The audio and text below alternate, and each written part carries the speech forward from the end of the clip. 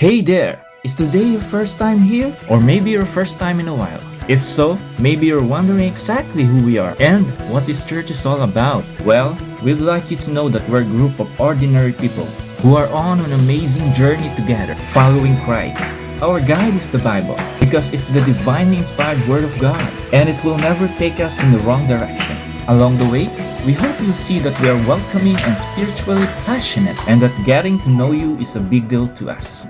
We know that the road is rough sometimes, but we'll work really hard to bring you practical and relevant messages to equip and encourage you through life's ups and downs. We want you to know that we care about this community, and we believe that it's our job to make it a better place. So, no matter who you are or where you've been, we're glad you are with us today, and we hope that you'll join us in our journey, following Christ and living out His plan for us. So, welcome to church.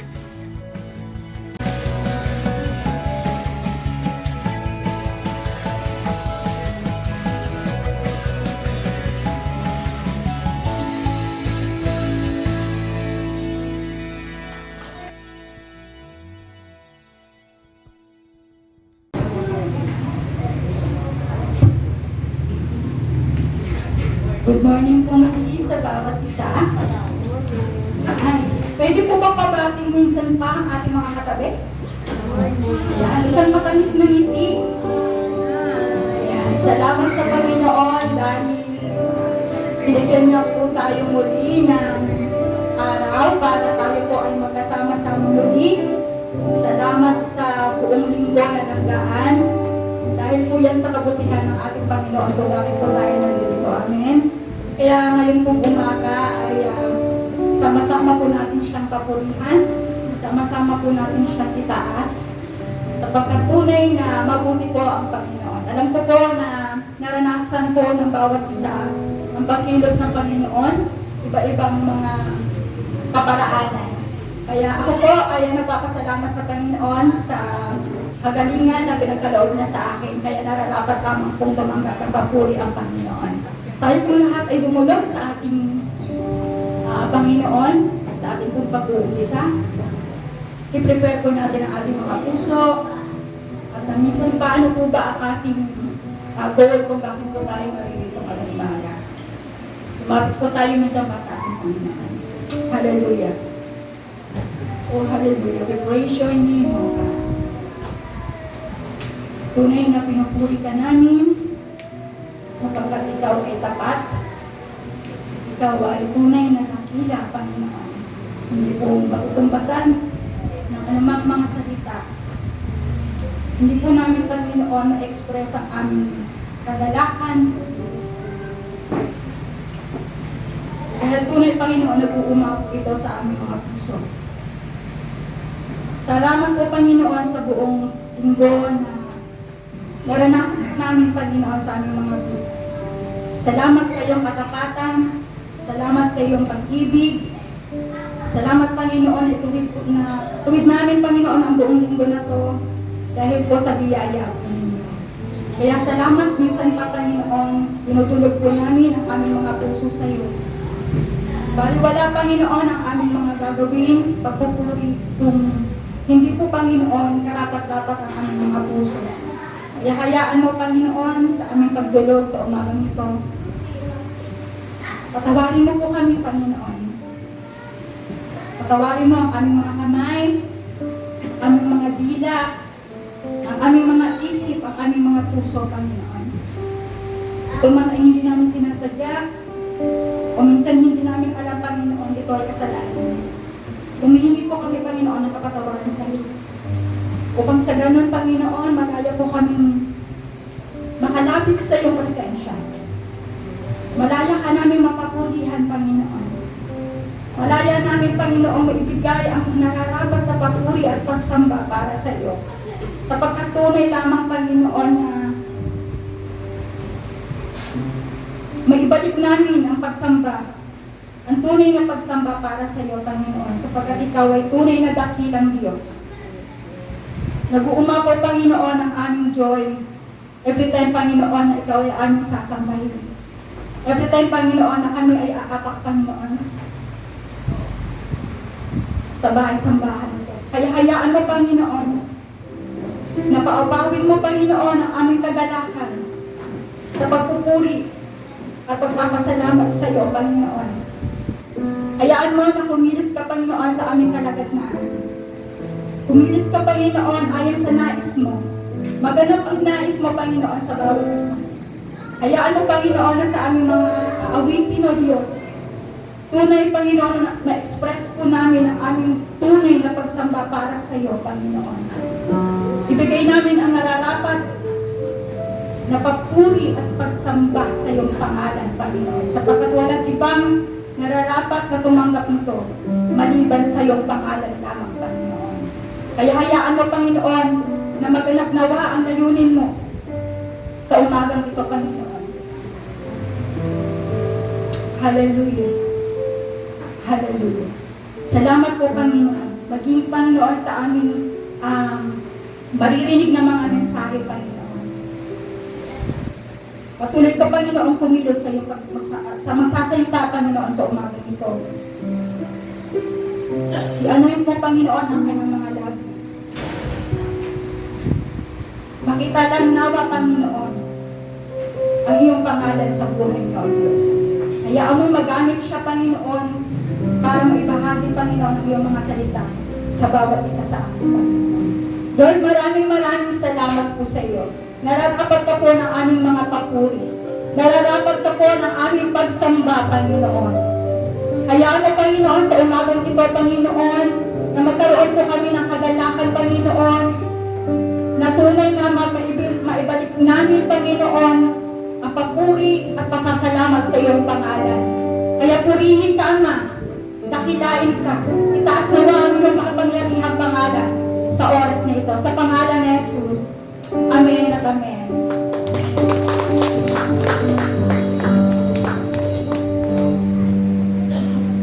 Ayan, magandang umaga po muli. Purihin po ang Panginoon. Salamat po sa Diyos kasi dinako po niya tayo muli dito sa lugar na ito ng magkakasama upang magpuri, no, na may pagkakaisa. Kaya minsan pa, tayo po'y magkaisa para ibigay ang pinakamainam na papuri, pinakamainam na pagsamba at pasasalamat para sa ating Panginoon.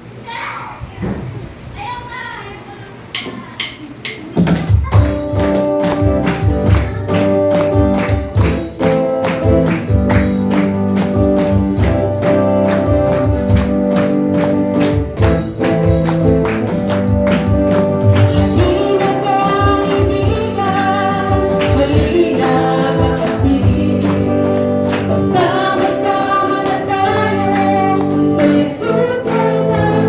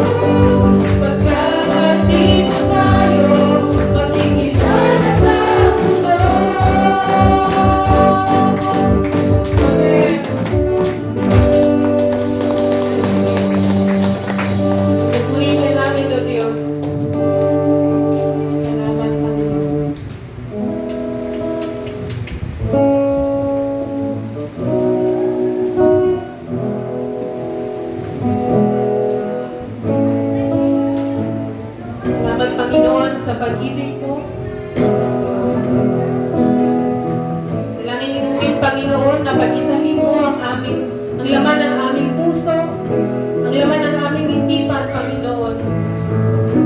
Kaya mo nga, Panginoon, na maranasan ng bawat isa ang kapayapaan sa presensya mo as we worship you. Hallelujah. Let your spirit flow in this place, Panginoon.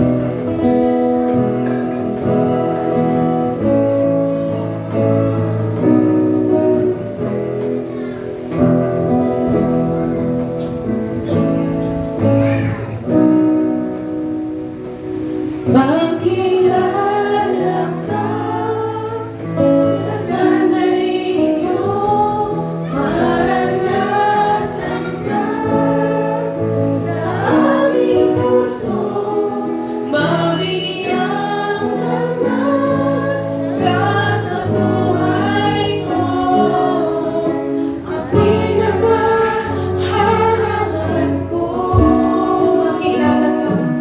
Magkilala ka sa sandali ito, maranasan ka sa aking puso, mabigyan ka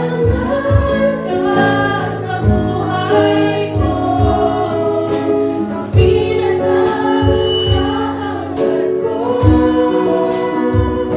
Pagkat sa piling mo'y tulad ng isang bagay, sa uhaw ko'y babagin. At ang piling mo ay ang hapos ng tubig, kaya mo sa bawat saglit.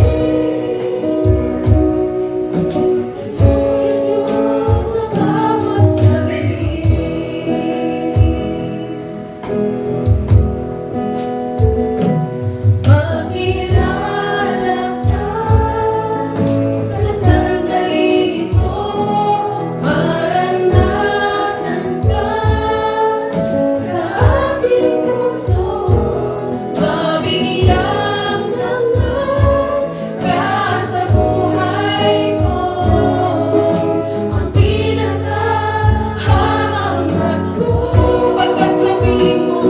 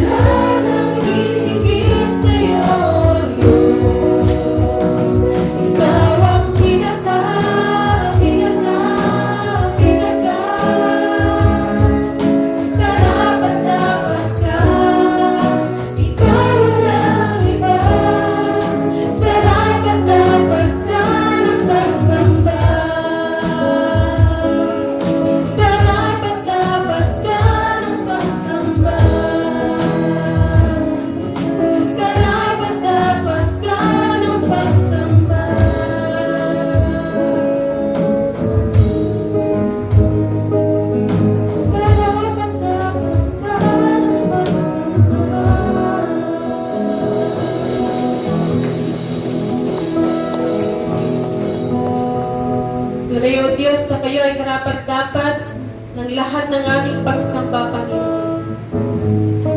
Ano man po ang mangyari, kayo po ay mabuting Diyos. Ano man po ang mangyari, Panginoon, your purpose, Panginoon, to be glorified, to be magnified in our lives, will prevail, Panginoon, ano man po ang mangyari. Lord, knowing you in our lives is the greatest gift, Panginoon, na makukuha namin dito sa mundo. And Lord, salamat po for the privilege and for the opportunity to serve you, Panginoon. Lord, wala po kaming ibang hangad, kundi ang luwalhati ng pangalan mo, ang maitaas ka. Salamat po, Diyos, sa presensya mo ngayong umaga. You all the honor and all the praises. In Jesus' name we pray, our precious Lord. Everybody say, Amen.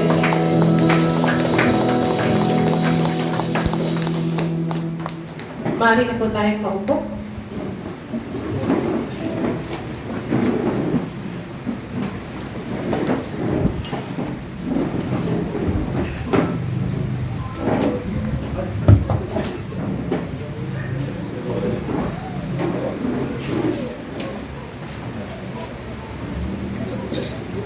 Hallelujah, Lord.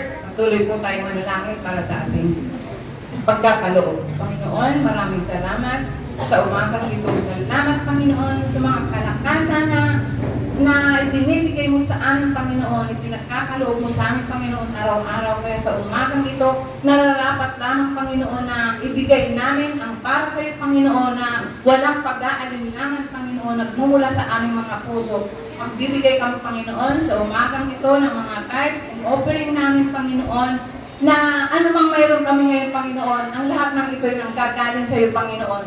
At Panginoon, ang mga kaloob na ito, Panginoon, ay magagamit, Panginoon, dito sa bahay-sambahan mo, Panginoon, sa ikalalaganap ng iyong mga salita, Panginoon. Kaya, Panginoon, sa umagang ito, i-bless mo nga, Panginoon, ang bawat isa sa amin. Ikaw, Panginoon, ang patuloy na magbigay sa kanila ng mga pagpapala na nagmumula sa iyo. Salamat, Panginoon. At ikaw, Panginoon, ang Diyos na buhay na hindi mo kami pinababayaan, Panginoon. Ibibigay namin ang nararapat, Panginoon, para sa iyo. Salamat, Panginoon, sa umagang ito. Sa iyo po namin, ibinabalik ang lahat ng papuri at pasasalamat sa pangalan ni Jesus. Amen and amen.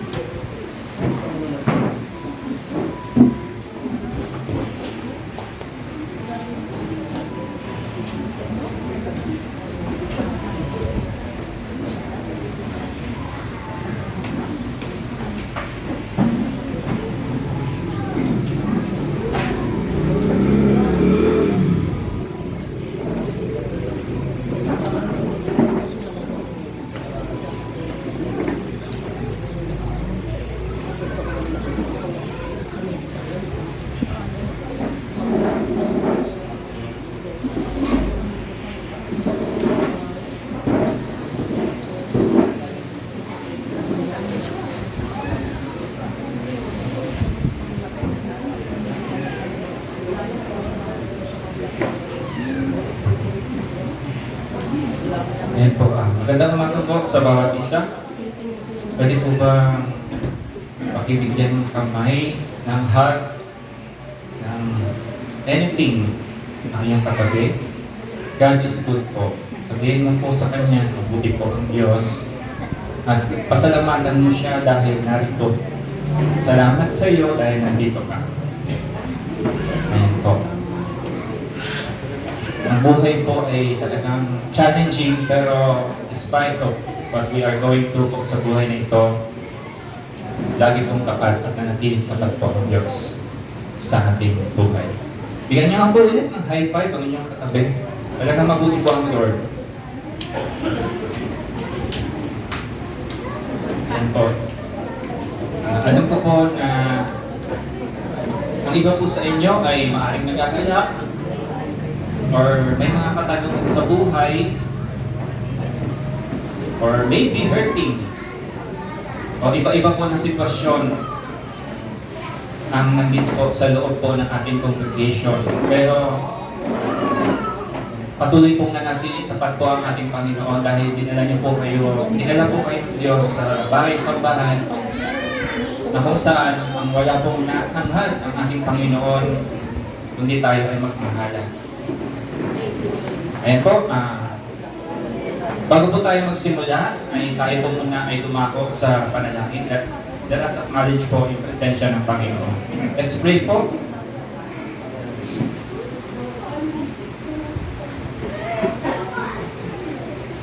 Dakilang Diyos na makapangyarihan sa lahat, nagpapasalamat po kami, Panginoon, and we respect your presence in our midst, Panginoon. Hayaan mo, O Diyos, na patuloy, Panginoon, na kami, O Diyos, na mga anak mo, Panginoon, dinala mo sa iyong bahay-sambahan, ay patuloy, Panginoon, na matuto, Panginoon, sa mga salita mo, Panginoon. Salamat po, Panginoon, dahil ang nais mo sa amin ay makabuti kami, maging mabuti kaming manggagawa, Panginoon, maging mabuting lingkod na ang sinusunod ang iyong buktong anak-anak na si Jesus. Hayaan mo, Lord, na patuloy, Panginoon, na pagliwanagin mo, Panginoon, ang aming mga kaisipan sa mga nais mong ihayag sa umagang ito, Panginoon. Lord, anuman, O Diyos, yung nararamdaman namin, ang aming mga puso, state ng aming mga puso, Panginoon. Hayaan mo, Diyos, na gwardiyahan mo ito, Panginoon. Gwardiyahan mo ito ng salita mo, Panginoon. Gwardiyahan mo ito ng aming Panginoong Kristo. Nang sa gayon, Lord God, ay malayang makapasok, Panginoon, yung katuruan na nais mo, Panginoon, yung pagpapalo at pagpapala na nais kaming tanggapin mula dyan sa iyo, Panginoon. Salamat po, Panginoon. Itago mo po, Panginoon, ang iyong lingkod sa iyong mayabong na pagkak at patuloy, Panginoon, na Ikaw, O Diyos, ang makita at maranasan, Panginoon. Salamat po dahil ang Christ to the Philippines katuparan ay nagpapatuloy, Panginoon, kahit anong problema, kahit, O Diyos, anong mga challenges, Panginoon, ang aming pinakaharap, O Diyos. Lord God, maraming salamat, Panginoon, dahil binabalik mo kami sa pagkakaisa, sa pagmamahalan, Panginoon, sa pagtanggap, Panginoon, at sa pag-intindi, Panginoon, sa bawat isa, Panginoon.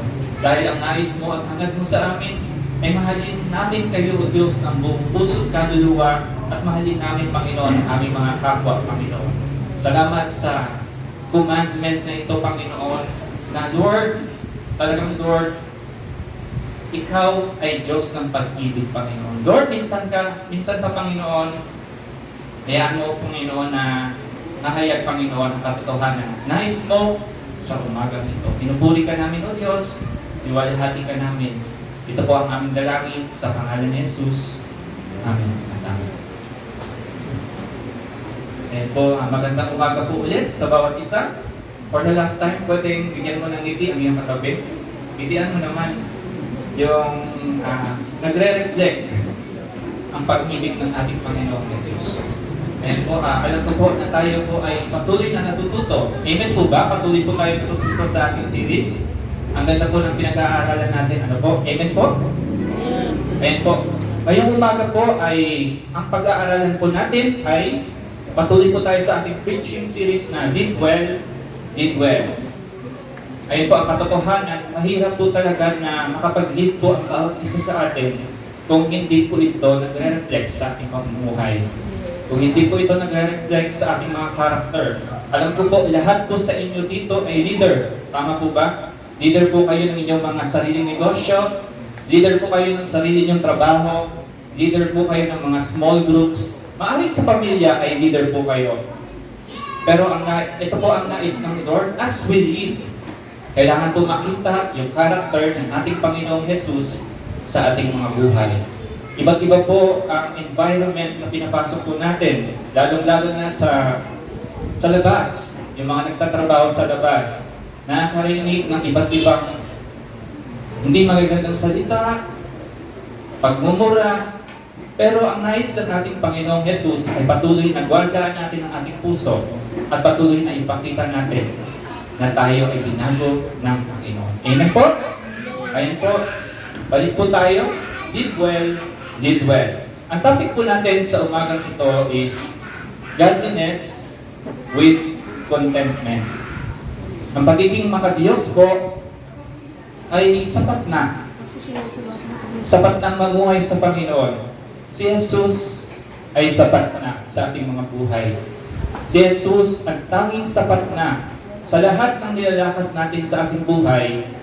Ang tanging Panginoong Jesus ay sapat na. Maaring alam po natin na kapag tumanggap po tayo sa Panginoon ay hindi po madali. Maraming persecution, maraming kahirapan, maraming iba't ibang klase na hindi natin matanggap. And patuloy na tinuturuan po tayo ng Panginoon na gwardiyahan na po natin ang ating puso at makontento po tayo sa paglakad po natin sa Panginoon. Again, ang topic po natin for this morning ay godliness with contentment. Sabihin mo sa katabi mo, makontento kang lumakad sa Panginoon. Alright po? Are you a happy person? Would you say that you are basically content? Kontento ka na ba sa buhay mo? Ang iba po sa mga tao ay sasabihin, magiging masaya lang ako at magiging kontento kung lang. Iba't iba po, no? Kung matamasa ko ang lahat sa mundo. Kung makatapos ako ng pag-aaral, makakuha ako ng trabaho. Kung iba't iba po ang prinsipyo ng tao, maiahon ko sa hirap ang aking pamilya. Makapagpagawa ako ng tahanan para sa aking pamilya. Kung lahat kami ay naglilingkod sama-sama sa Panginoon. Iba't iba po tayo ng nais, tama po ba? Iba't iba po ang nais ang tao. Regarding po sa contentment, mga kapatid, contentment is not dependent on your outward circumstances. Hindi po yan nakadepende sa mga nangyayari po or na-achieve niyo po sa buhay. Marami pong milyonaryo ang nagpakamatay. Marami pong milyonaryo ang tinapos ang buhay. Bakit? May kulang po sa kanila. May kulang na maaring kumpleto po sa buhay nila. And wala naman pong ibang mga kapagkumpleto, kundi ang ating Panginoong Jesus. Sa Biblia, godliness with contentment is great gain. Yan po ay sinabi sa 1 Timothy chapter 6, verse 6. Ang pagiging makidiyos na ikaw ay kontento ay isang napakalaking biyaya sa Tagalog po. It is dependent on your attitude and your will. Depende po yan sa iyong character. Contentment is not something you gain or achieve in life. Contentment is something that you choose. You can choose contentment or not. Kami po ay galing sa National Convention nitong Wednesday, Thursday, Friday, and ako po ay talagang na-amaze sa ginagawa po ng Panginoon. Magbigay po ako ng isang halimbawa. Ang isang pastor na simpleng pastor, nakatanggap po siya ng maliit na token, sobrang saya niya. Alam niyo po, sobrang yung puso ko nag-melt. Nakatanggap lang siya ng towel. Wow, kulit ng Panginoon. Small things matters sa kanila po. Si Pablo po ay tinuturuan niya si Timothy na makontento at tinuturuan niya about contentment in our passage this morning. Because Paul knows that lack of commitment can throw your whole life. Kapag hindi ka na kontento sa buhay, pwede mong itapon ang iyong sarili. Tama po ba? Pwede kang magpatiwakal. Ayaw ko nang mabuhay. Ganito ang nakikita ng aking pamilya sa akin. Ganito ang nakikita ng aking kapwa sa akin. Ayaw ko nang mabuhay. As yung kaisipan mo ay punong-puno ng kaguluhan. Because you are not content. Tama po ba? Dahil ang isip mo, hindi mo na stored ng salita ng Panginoon. Choosing not to be content means choosing all sorts of conflicting desires that will distract you from all the things we have been talking about in this message. Doing God's word by faith, praising God for His grace, practicing godliness, caring for each other. At iba-iba pa po. Choosing to be content is one of the basic principles of Christianity. Ito po ang pinaka-basic po. Kapag ikaw ay tumanggap sa Panginoon, this is the basic po. Na dapat makontento ka, ano ang ibinigay sa iyo ng Panginoon. Ano ang disenyo ng buhay na ginawa sa iyo at inilaan sa iyo ng Panginoon. Pero hindi ko po sinasabi, ito po ay case-to-case basis. Sabihin ko po, halimbawa, ang church natin, content po ba na ganito, iba-iba po ng case-to-case po ito. Nangangarap po tayo, tama po ba? Ang sinasabi lang po dito ay makontento tayo. It talks about money. It talks about yung practical na pamumuhay mo. Mamaya po, makikita po natin lahat yan. Learning to be satisfied in God above all other things. Sabi po sa Psalm 73, in-state po doon, where the psalmist said, "Whom have I in heaven but you? And earth has nothing I desire besides you. My flesh and my heart may fail, but God is the strength of my heart and my portion forever." Ang tawag po kasi talaga ganun eh. Nag-fail po yan. Maaaring hindi natin alam, next week ikaw ay mag-fail na naman. Pero si Lord po, siya lang po ang nagpupuno sa atin. Siya lang po ang tanging kalakasan po natin. My prayer this morning is that you will choose contentment for your life rather than discontent. It is one of the most important decisions you can ever make.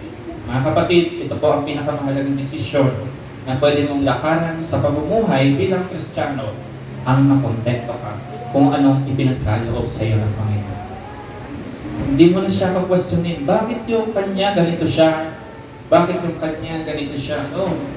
Iba-iba po tayo ng disenyo ng pamumuhay. Kaya nga po, magkakaiba po tayo. Pero kapag pinagsama-sama po tayo, one body, tayo po ay nagkakaisa, ang resulta po ay napakaganda. Amen po? Ngayon, basahin po natin yung ating passage for this morning. Pwede po bang sabay-sabay po kayong magbasa po ito? 1 Timothy chapter 6, 1 to 10. In 1, 2, 3, go.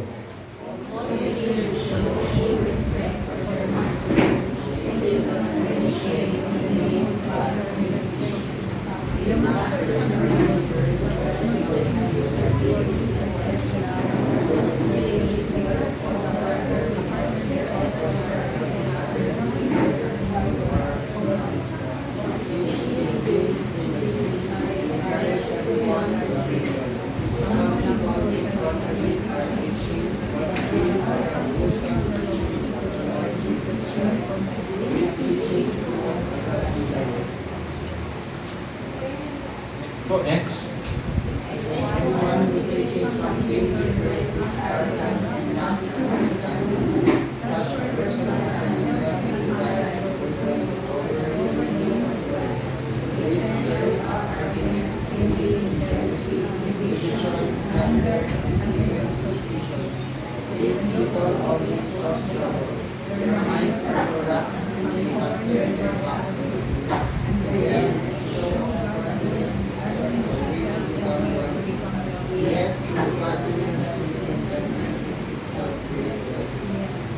Next po.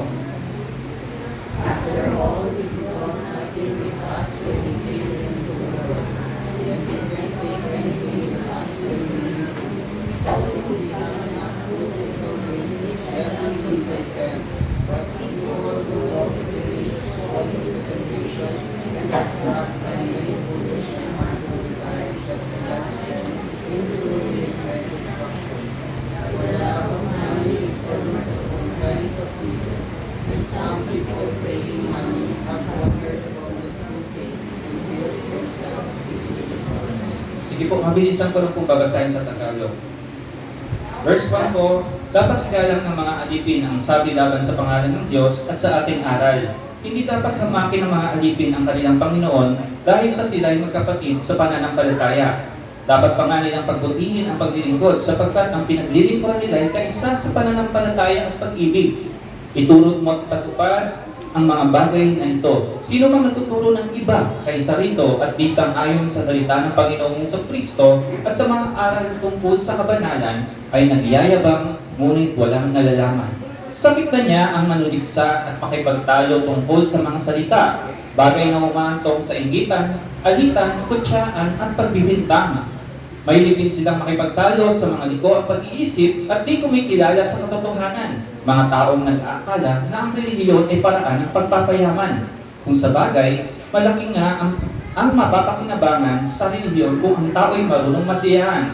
Wala tayong dalang anuman sa sanlibutan at wala rin tayong madadala pag-alis dito. Kaya dapat na tayong masayahan kung tayo'y may kinakain at dinaramit. Ang mga nagnanasang yumaman sa anumang paraan ay nahuhulog sa tukso at sa bitag ng masasamang hangaring ng pagtutulak ang pag-ibig sa salapi ay siyang ugat ng lahat ng kasamaan. Dahil sa paghahangad na magkamal ng salapi, may mga nalalayo sa pananampalataya at nasadlak sa paghihirap ng kalooban. Purihin po ang Panginoon sa kanyang salita po sa umagang ito. Ayun po, mga kapatid, meron po tayong tatlong katotohanan po na tatalakayin po sa umagang ito. Meron po tayong tatlong paalala dito po sa passage na ating pong matutunghayan sa umagang ito. Unang-una, ang topic po natin right now is godliness with contentment. So, maaaring tignan po natin bakit nga ba ipinahayag, bakit nga ba pinaalalahanan ni Pablo si Timoteo that godliness ay kailangang makontento po tayo. Unang-una po, ang points po natin, watch out for false teachers seeking financial gain. Meron po ba kayong natutunghayan ng mga ganitong or nakikita po? Kayo po ba ay nakakita ng ganito? Ito po ay paalala ni Pablo kay Timoteo nga po. Dahil si Timoteo ay talagang ginugroom niya, siya po ay young pastor na talagang ginugroom po ni Pablo. So basahin po natin yung naka-flash po na Tagalog, ulitin po natin sa MDB. Kung nagtuturo ang sinuman ng ibang katuruan at di sang-ayon sa mga tunay na salita ng Panginoong Jesucristo at sa mga aral tungkol sa pagiging makadiyos, siya ay nagyayabang, ngunit walang nalalaman. Sakit na niya ang manuliksa at makipagtalo tungkol sa mga salita, bagay na humahantong sa inggitan, alitan, kutsaan at masasamang hinala. Mahilig din siyang makipagtalo sa mga taong baluktot ang pag-iisip at di kumikilala sa katotohanan. Ang mga taong ito ay nag-aakala na ang relihiyon ay paraan ng pagpapayaman. Nagsimula po si Pablo dito sa warning about a certain teachers. Napansin niyo po, itong certain teachers na ito, siya po yung teacher na kung saan hindi po marunong makontento. Kaya sinabi niya po doon, watch out for false teachers seeking financial gain. Tignan niyo po yung verse 3. It identifies three characteristics of these false teachers. Paano ba natin malalaman? If anyone teaches false doctrine, yan po ang una. Pangalawa, does not agree to the sound instruction of our Lord Jesus Christ.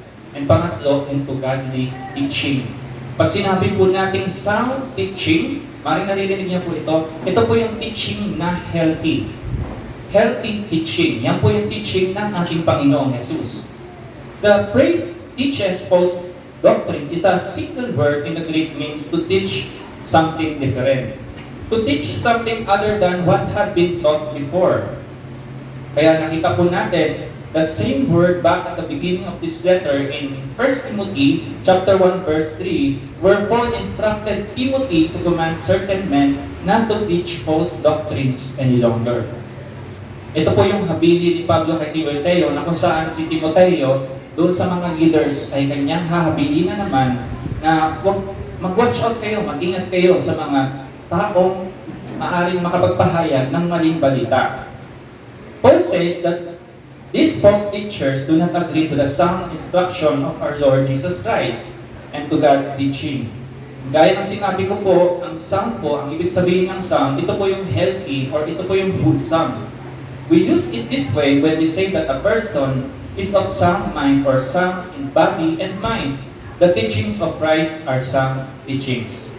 The teachings of Jesus, when you follow them, will nourish you, strengthen you, and draw you closer to God.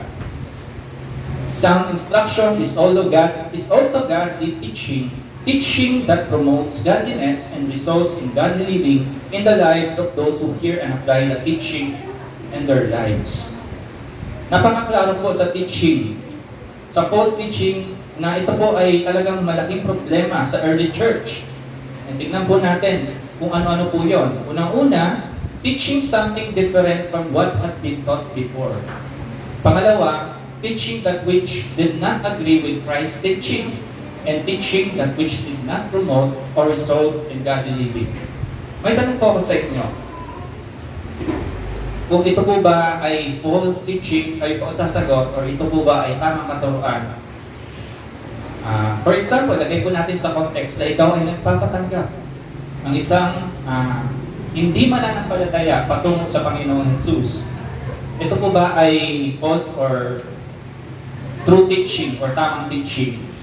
Halimbawa, kapag tinanggap mo ang ating Panginoong Jesus, pagyayamanin ka niya.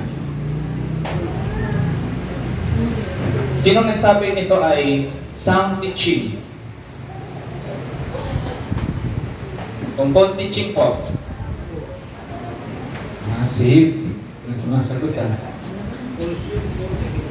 False teaching po yun, mga kapatid.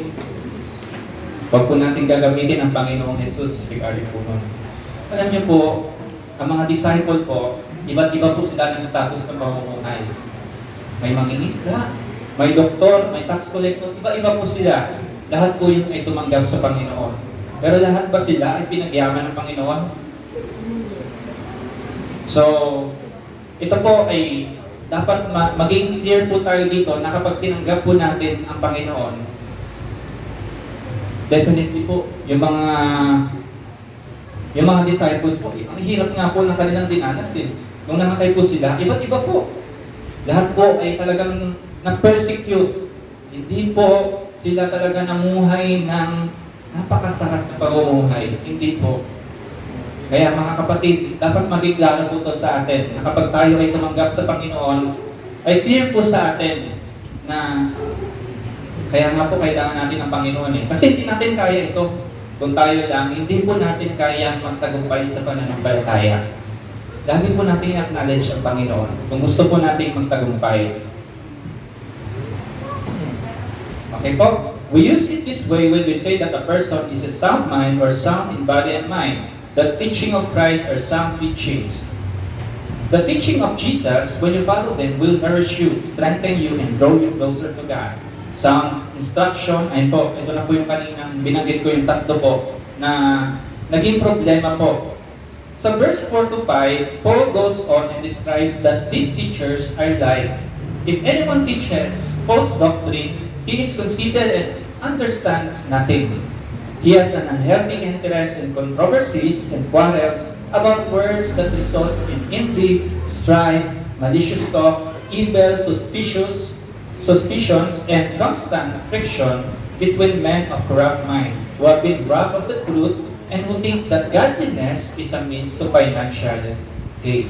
First of all, these false teachers are conceited. They are teaching something different from what Jesus taught, and so they must think that their teaching is superior to Christ.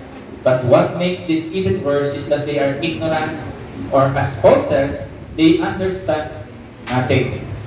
They claim to be teaching truth about God, but they do not know what they are talking about. Instead, they have an unhealthy interest in controversies and quarrels about words. This word unhealthy is in contrast to the word sound or healthy. Back in verse 3, this word actually means to be sick, to have an unhealthy fascination with something, and here, instead of teaching truth that will nourish and strengthen their hearers and lead them to godly living, they focus on controversies and quarrels about words. Ito mga false teachers po na ito, ang gusto po nila ay mag-argue. Wala po silang ibang gusto.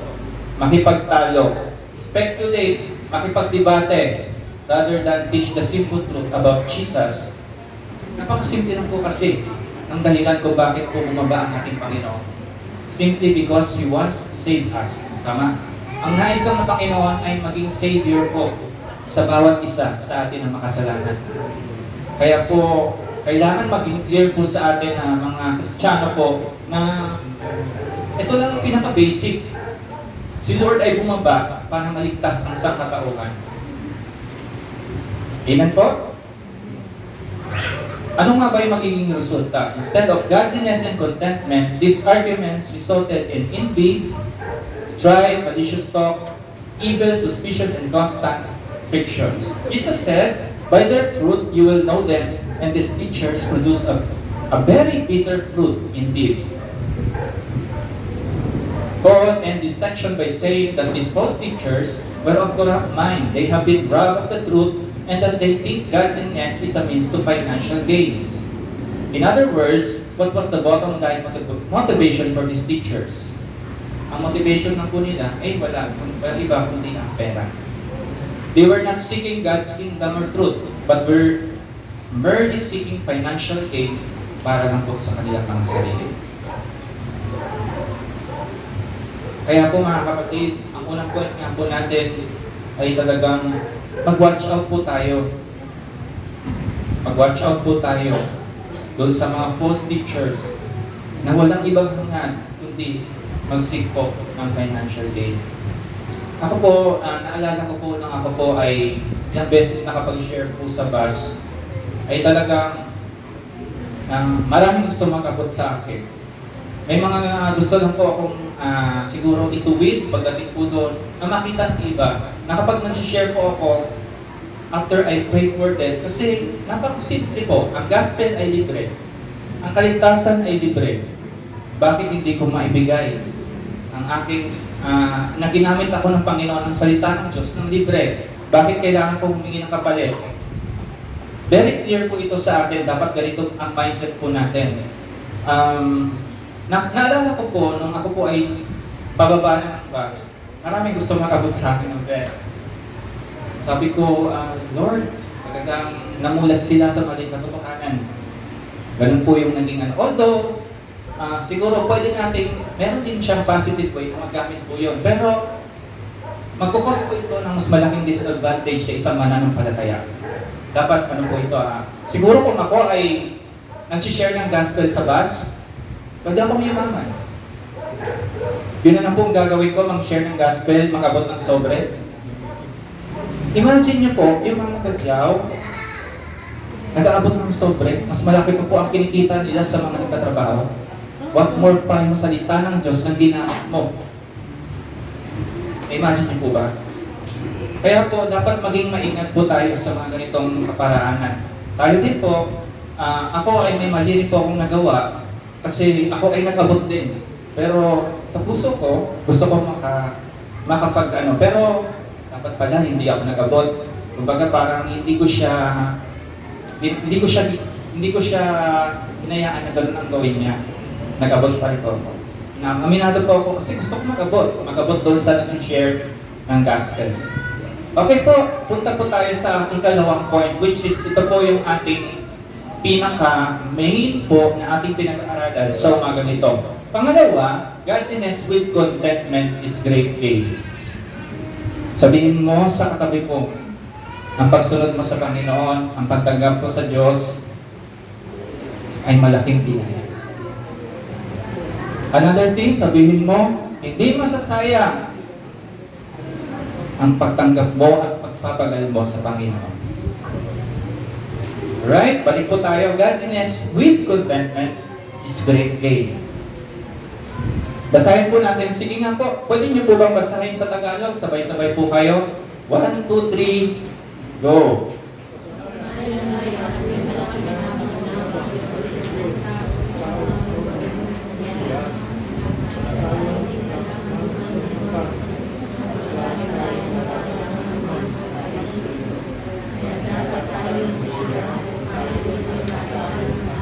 Sige po, babasahin ko po ulit. Sa katunayan, may malaking ang pakinabang sa reliyon kung ang tao'y marunong masayahan. 1, wala tayong dinalang anuman sa sanlibutan at wala rin tayong madadala anuman pag-alis dito. Kaya, dapat tayong masayahan kung tayo may pagkain at pananamit. Tignan niyo po pagkain lang po at pananamit ang nilagay po dyan. Kayo po ay may mga tahanan. Amen po? Kayo po ay may mga trabaho.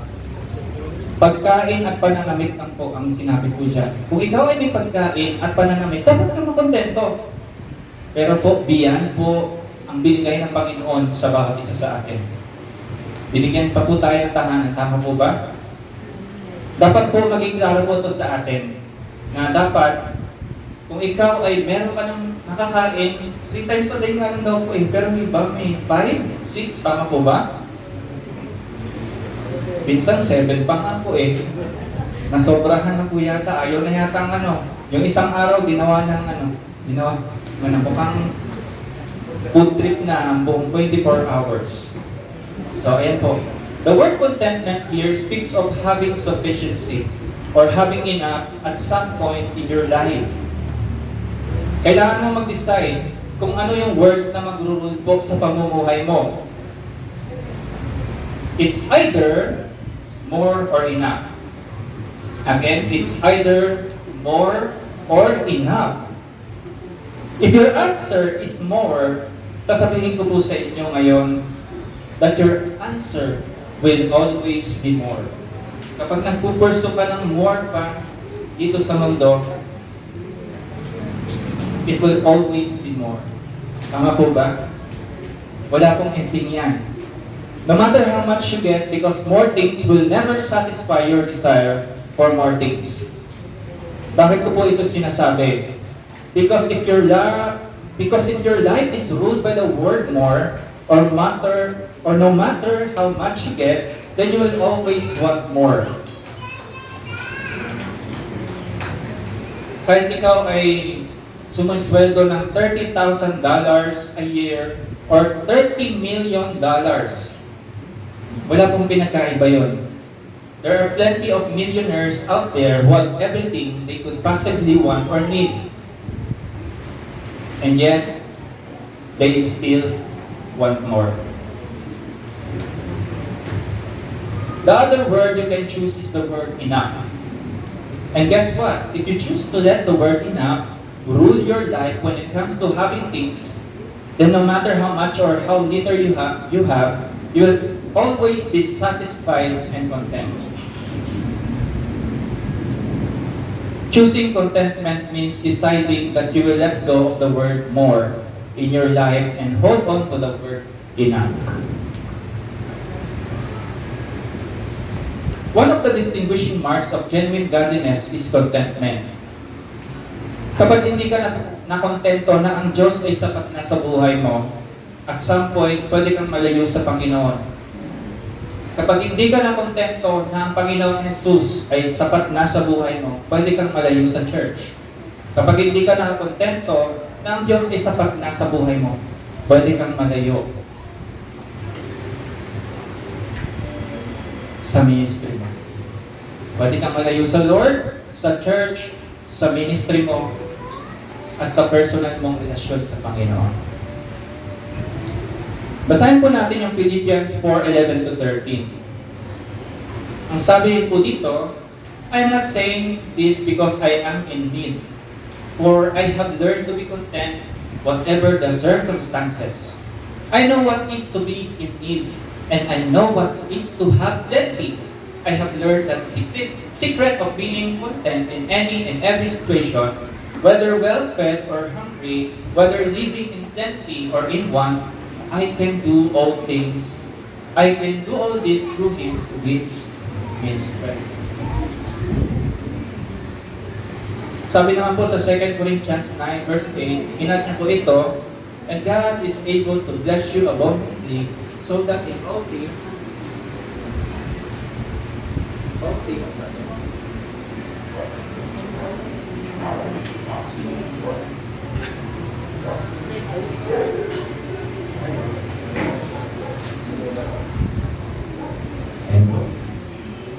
basahin ko po ulit yung 2 Corinthians. Sabi po dito, and God is able to bless you abundantly so that in all things at all times, having that you need, you will abound in every good work. For the Christian, contentment is found in resting in the sufficiency of Christ. Dito po natin makikita yun.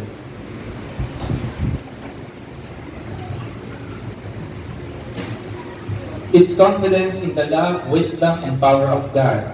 It's the result of faith that when Jesus said, and po naka-flash po sa screen, it is finished, it was indeed. And so we rest in the truth that if God did not withhold His own Son, He will not withhold any good thing that we need. Contentment is the expectant awareness that our God shall supply all our need according to His surpassing riches through Christ Jesus, just as we are promised in Philippians 4 verse 19. True contentment has nothing to do with our outward circumstances. It's a frame of mind and heart that trusts God and rests in His grace. Contentment isn't tied to the amount in our bank account or what kind of car we drive. It isn't determined by where we work or what position we've been promoted to. It isn't set by who we married or what neighborhood we live. Contentment is really knowing God. Now, some of you may be a bit confused because Paul is calling us to contentment. How do we balance being content with being ambitious? Simple lang po. Contentment has to do with our circumstances, not with ourselves. Contentment means resting in God for the necessities of life. But when it comes to godliness, to their inner life, we ought to always be pressing on, ambitious to be ever more like Jesus. Dito po sa next po, sa verse 7 to 8, nire-enforce po ni Pablo the call contentment po sa next verses. Sabi po dyan, for we brought nothing into this world, and it is certain we can carry nothing out. And having food and clothing, with this we shall be content. It is true when we entered this world, we were dressed in nothing but a birthday suit. On the other end of life, when we exit this world, we take nothing with us on their way to the graveyard. It's true, you can take it with you when you check out. But the fact is, where the real you is going, all that is left behind in the ground. Paul here echoes the words of Job when he said, sabi niyan sa Job 1, verse 21, naked I came from my mother's womb, and naked I will go out of this life. Hubad po siya na lumabas sa kanyang sinapupunan sa kanyang ina, at hubad din po siya mag-iisip po dito sa mundong ibabaw. Here's the learned testimony of the all-wise Solomon, the wealthiest man in all history. Sabi po sa Ecclesiastes chapter 5 verse 15, as he came from his mother's womb, naked shall he return, to go as he came, and he shall take nothing from his labor, which he may carry away in his hand.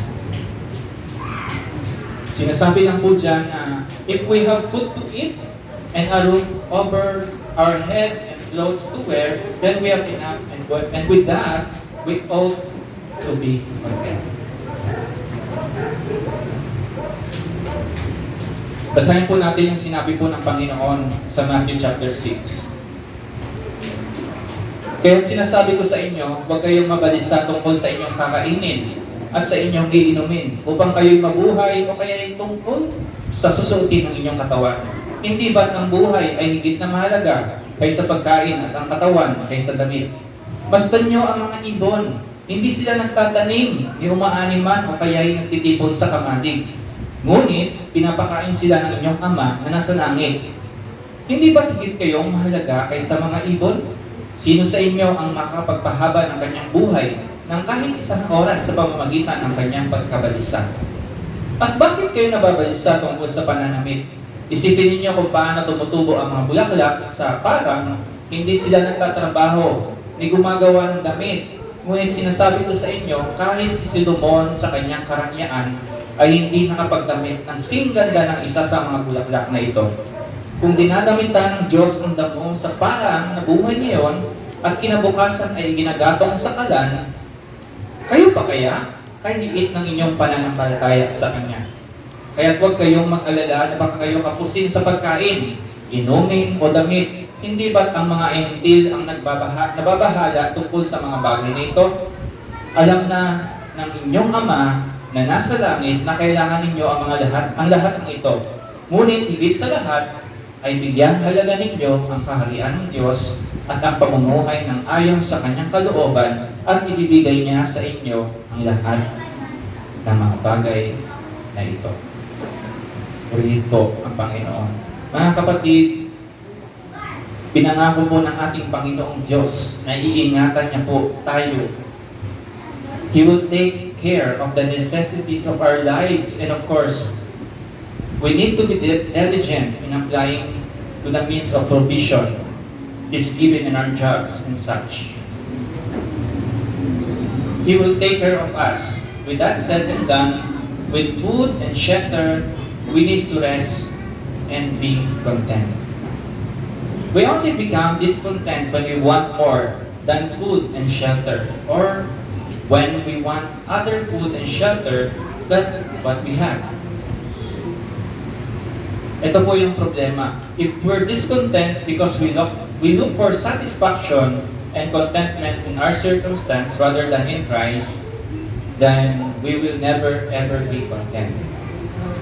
Hindi po tayo makakontento kapag ang tinitingnan po lagi natin ay yung mga nandito po sa mundo.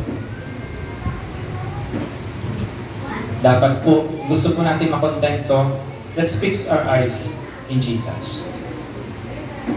Dahil ang Panginoong Diyos ay sapat na. And the third po na ating tatalakay po is, the love of money is a root of all kinds of evil.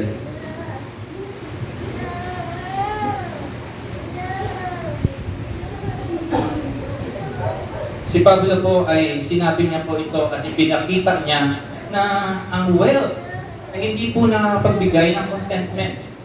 Sige po, sabay-sabay nga po natin basahin. Ang mga nasang yumaman ay nahuhulog sa tukso at nasisilos sa bitag ng masasama at mga hangal na hangarin na nagtutulak sa kanila sa kamatayan at kapahamakan. Sapagkat ang pag-ibig sa salapi ay ugat ng lahat ng kasamaan. Dahil sa pag-aangat na yumaman, may mga taong nalalayo sa pananampalataya at nasasadlak sa maraming katinghatian. Dapat po maging klaro rin po sa atin yung konteksto na ito. Baka sabihin nyo, dapat yung context maging clear po sa atin. We can push to have more po. Lalo-lalo na kapag ginagamit po natin ito sa Panginoon. Kung itinaas po ng Panginoong Diyos ang pamumuhay natin, ang way of living natin, let's also raise a standard, yung way ng pagbibigay po natin. Kapag pinagyaman ka ng Panginoon, mas magiging mataas na po ang pagbibigay mo. Nagbibigay ka sa missionary, nagsusupport ka sa mga pastor, or anything po. Dapat po malinaw po sa atin ito na di ko po sinasabi na mag-pursue po kayo ng, ay itigil nyo na po ang pag-pursue sa more. What I'm trying to say po ay ang pera or ang sinasabi ng po ni Pablo dito ay hindi po kayo makakontento kung ano po ang wealthy na matamasan nyo po sa buhay nito. Sabi po dito, Paul says that the love of money, yan po ang pinaka-problema, yung pagmamahal po sa pera. Hindi po ang pera ang problema. Okay? Clear po ba? Ang pagmamahal sa pera ay ang problema. Pero ang pera, hindi po siya problema. Clear po ba yun? Okay? Money itself isn't evil. It's merely a tool which we are able to do things. Kasi sa ministry, kailangan natin ng pera. Kailangan natin sa ministry na makapag-go tayo sa mga plano at nais ng Panginoon. Gusto nating maghangad para sa Panginoon. Some of these things may be good, others evil. It's how we use money that turns it to good or ill. Magbibigay po ako ng halimbawa. Isipin niyo po ang isang screwdriver. Tama po ba? Ito ay neutral, ang screwdriver. Halimbawa, ako ay may bisikleta. Gumagamit po ako ng bisikleta. Itong good side po ng screwdriver gagamitin ko sa pag-aayos ng bisikleta. Tama po? Ano naman yung bad side na nandoon sa screwdriver? Pwede po akong lumabas dyan, manaksak po ako. Ganon din po ang pera. Okay po? Neutral din po ang pera. The screwdriver is a neutral tool.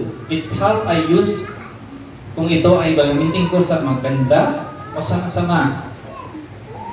Ganon din po ang pera. Ito rin po ay neutral tool. But when people think that money is the way of attaining satisfaction, it becomes evil. Again, kapag ang tao ay nakita nila na ito na yung satisfaction ng buhay, yung pera, mas nagiging masama po yun. When they see money as the means to contentment, then they put their affection toward money. Okay po? And loving it, they will pursue it any way they can. That's why Paul says that those who desire to be rich fall into temptation and a snare. Once again, please notice that he doesn't say being rich is wrong. Hindi po sinabi ni Pablo na kapag yumaman po ang bawat isa sa inyo, pagyamanin po ng Panginoon ay mali na yun. Hindi po, wala pong sinabi.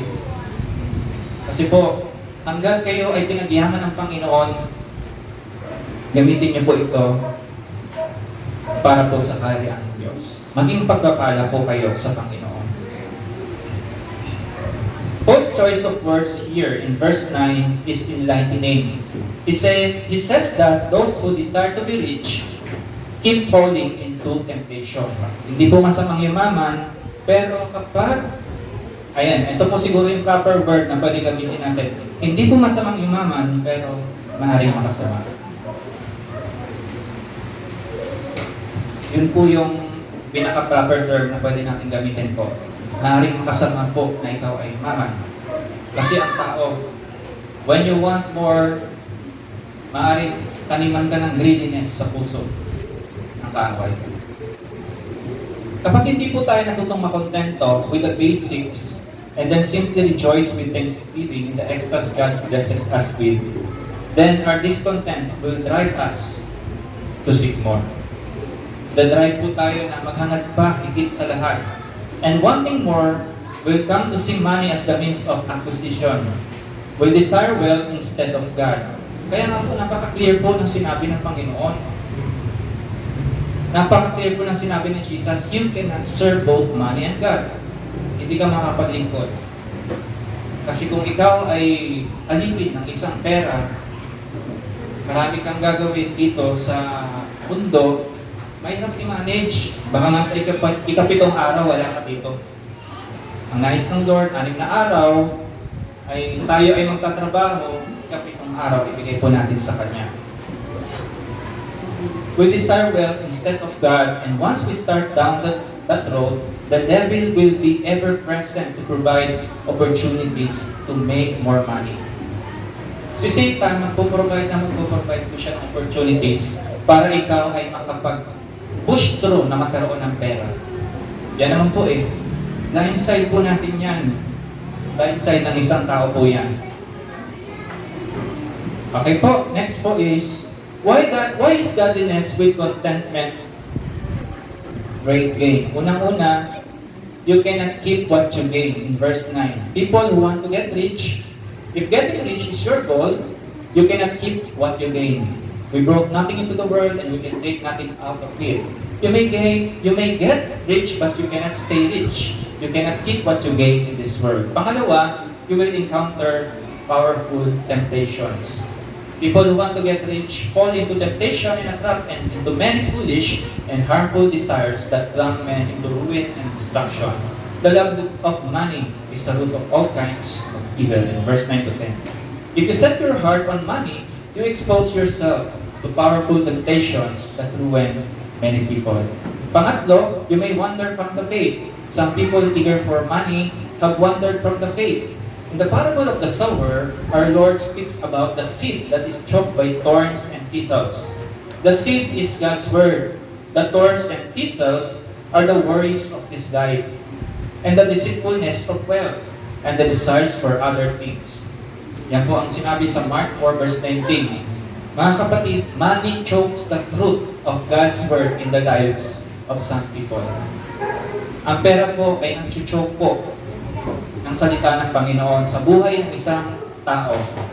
Ang pera po ay makakasira po sa buhay ng isang tao. Pero dapat, gaya po ng sinabi ko po sa inyo, dapat maging clear po sa inyo, maging balance po kayong tumanaw po pagdating sa pera. Gaya ng sinabi ko kanina, hindi po masama na kayo ay pagyamanin ng Diyos. Kung kayo ay gagamitin para maging isang biyaya, isi-share nyo yan. Sa church, isi-share nyo yan sa mga kapwa natin na nasa labas, sa mga misyon. Hindi po masama yun na kayo po ay nasa tamang landas po kayo, mga kapatid. And last po, you will experience great sorrow. Some people eager for money have pierced themselves with many griefs in verse 10. Money is great servant, but a terrible master. Again, money is great servant, but a terrible master. If you set your heart on money, money will break your heart. You will not keep what you gain. You will fall into powerful temptations. You may wander from the faith. You will pierce yourself with many griefs and sorrow. That's why godliness with contentment is great gain. When you have less, learn the art of contentment. Kung ano yung meron tayo, yung art po ng pagiging makontento sa buhay ay matutunan po natin. Ito po ay higit pa sa mga tatamasan po natin. This rare jewel is not found when you have more, but when you have less. Alam niyo po, kapag tayo ay tumanggap sa Panginoon, mas nadidescend po tayo. More of Jesus, mas nadidescend po ang ating pamumuhay. Ang katunayan po, kapag tumanggap po tayo sa Panginoong Jesus, mas ibinababa niya po tayo.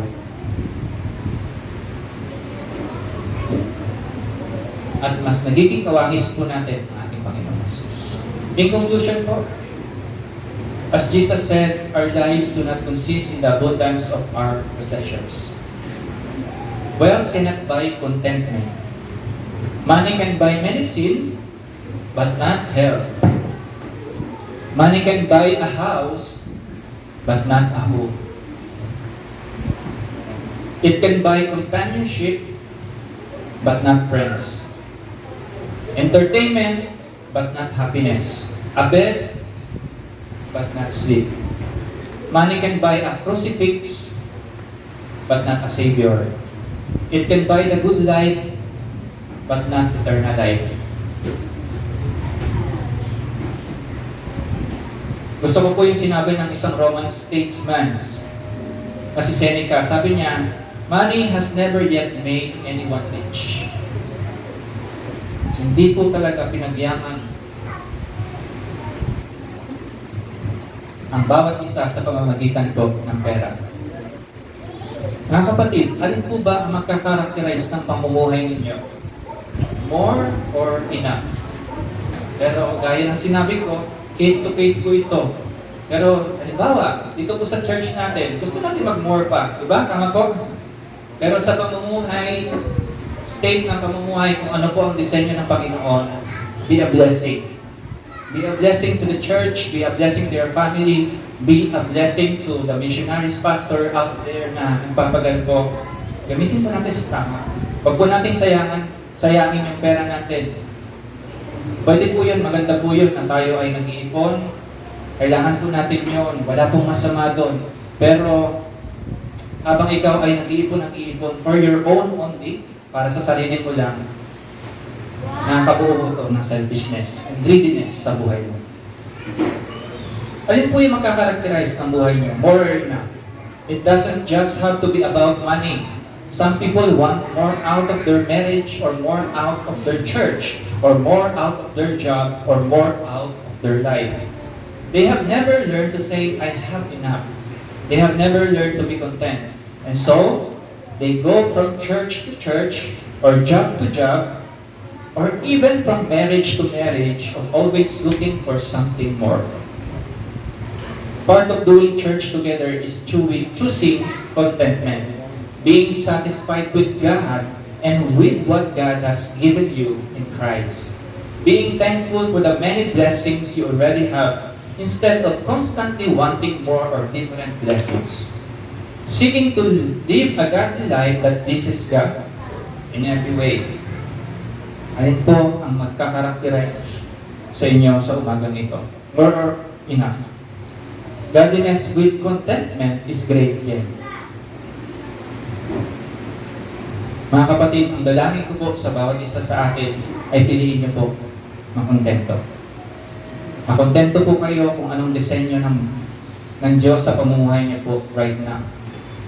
Kung kayo ay may kinakain, above pa dyan, may trabaho, 6 days nakapagtrabaho, and sa 7th day, nakapagpahinga kayo sa Panginoon, nakatali na inyong Sunday sa Lord, kontento po kayo.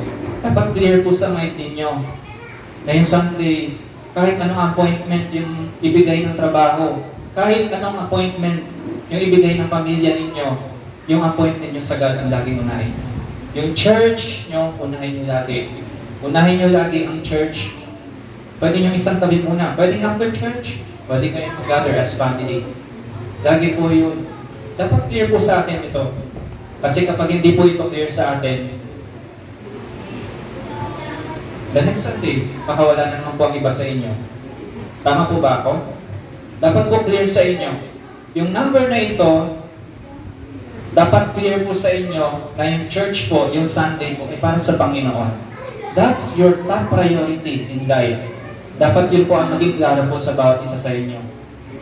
Kung meron man kayong appointment sa trabaho, pwede naman siguro yung pakiusapan or anything, or other than emergencies, baka pwede naman yung medyo iba na, yung emergency na talagang hindi na kaya ng iyong katawan, talagaan mo rin yung sarili mo. Okay? May 5 truths po that help maintain a godliness with contentment. Unang-una, recognize that Lord owns everything. What we have is not ours, but His. Pangalawa, maintain a thankful heart, be grateful even if you have a little. Pangatlo, learn to distinguish between wants and needs. Pangapat, spend less than you make. This allows you to invest in eternal purposes. And panglima, worship the Lord with integrity. Make sacrificial giving a way of life. Ayan po. Kung gusto po natin ma-maintain po ang ating makontento po tayo sa Panginoon na tayo ay tumanggap sa Kanya at papagamit. Ito po yung mga katotohanan na pwede natin gawin. Application po, for the last po, where do you find your satisfaction? Sa pera po ba? O sa Diyos? How can you be content and satisfied just with the person of Jesus Christ? Think about the material resources God has blessed you with. How can you creatively use what you have for eternal purposes? Is godliness your primary goal? What would your life look like if it was? Take steps to live simply with a goal to be godly. And po,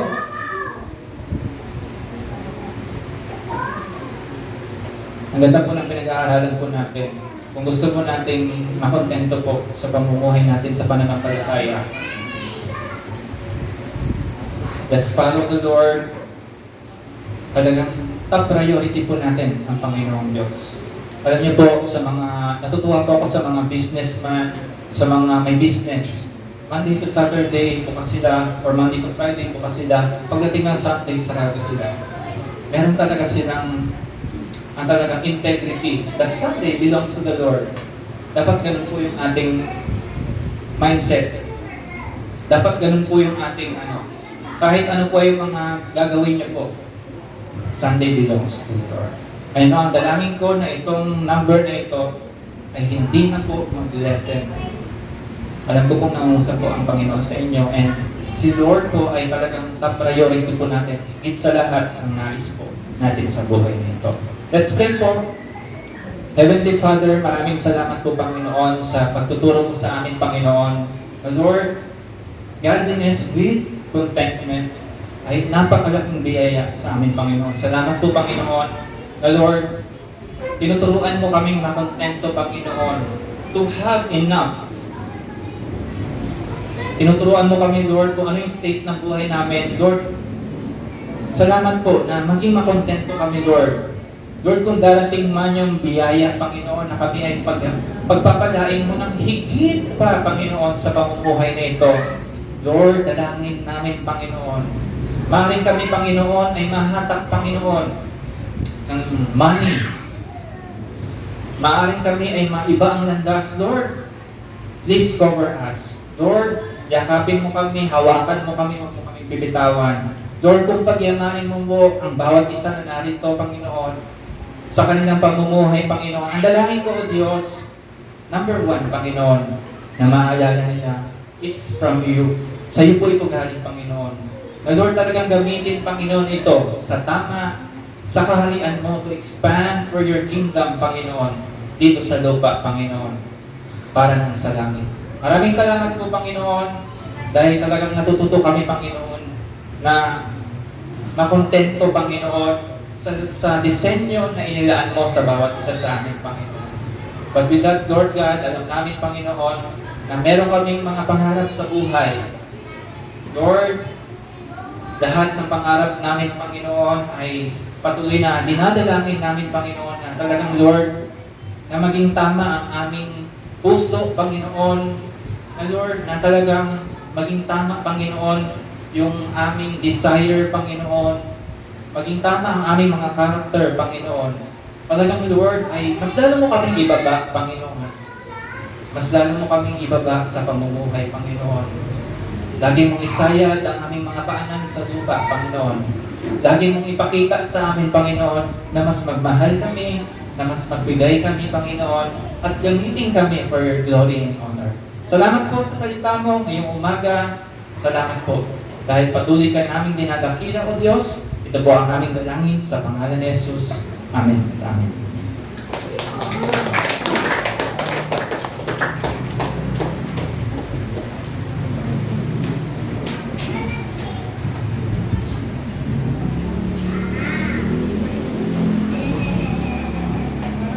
Amen. Salamat po sa mensahe ng Panginoon ngayon. Contentment with godliness. Natuto po tayo makontent. Pero hindi naman din po ibig sabihin na sino ba gusto umaman sa atin? Amen. Diba? Gusto natin yumaman. Sinong ayaw? Ayaw yumaman. Diba lahat tayo gusto natin yumaman? Pangarap natin yun. Bata pa tayo, nangangarap tayong yumaman. Diba? Kung ang bahay mo ay maliit lang, nangangarap ka rin sana. Kung laki ko, gusto kong bumili ng malaking bahay, gusto kong bumili ng sasakyan. Pangarap natin yan yumaman. Pero sabi nga, yung pangarap natin na yun, yung yumaman tayo, gamitin natin para sa ikabubuti natin.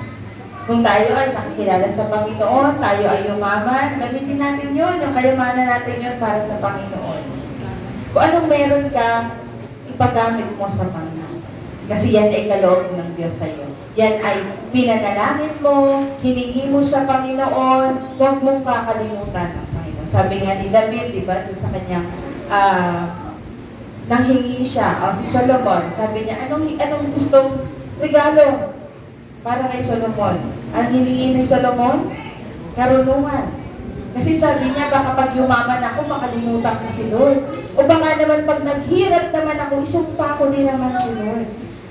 Karunungan na hiningi niya. So tayo, binigyan tayo ng karunungan ng Panginoon para gamitin ng mga bagay na yan, yung kaloob, yung yaman na yan na meron ka, paggamit mo sa Panginoon. Tayo pong lahat ay tumayo. Tayo po'y magbakas sa panalangin at yung mga kasama po sa EGR, maiwan po kayo. Meron po tayong pag-uusapan. Sige po, tayong lahat ay manalangin. Aming Diyos, salamat po. Salamat sa pagiging kontento ng aming puso, Panginoon, sa iyo. Salamat sa aming mga narinig, Panginoon. Hayaan mo, Lord, na anumang meron kami, ipagkaloob namin sa iyo, Panginoon. Dahil ang lahat ng ito ay galing sa iyo. Kalakasan, galing sa iyo, Panginoon. Kayamanan na meron kami, galing sa iyo, Panginoon. Kalakasan, galing sa iyo, Panginoon. Kaya wala po kaming pwedeng maipagmalaki, Panginoon, sa aming sarili. Kaya, O Diyos, hayaan mo po na ang aming puso laging makontento dahil ikaw ay sapat na sa aming buhay, Panginoon. Sapat ka na, Panginoon. Hindi mo kami ginugutom, hindi ka nang kukulang sa amin. Ikaw ay laging sapat, Panginoon. Kaya, O Diyos, salamat po. Salamat po, Panginoon. Sa mga ginagawa mo sa buhay namin, Panginoon, marami pong salamat. Lord, sa kagalingan na natamo namin, salamat po, Panginoon. Sa trabaho, Panginoon, na meron kami, salamat po. Sa pamilya na meron kami, salamat po, Panginoon. Kaya, O Diyos, ang lahat ng ito, pinagkakaloob po namin sa iyo. Ikaw ang maparangalan, anumang meron kami. Sa pangalan ni Jesus, kasama ng Banal na Espiritu. Amen at Amen. Magpatian po tayo ng may kapalakan.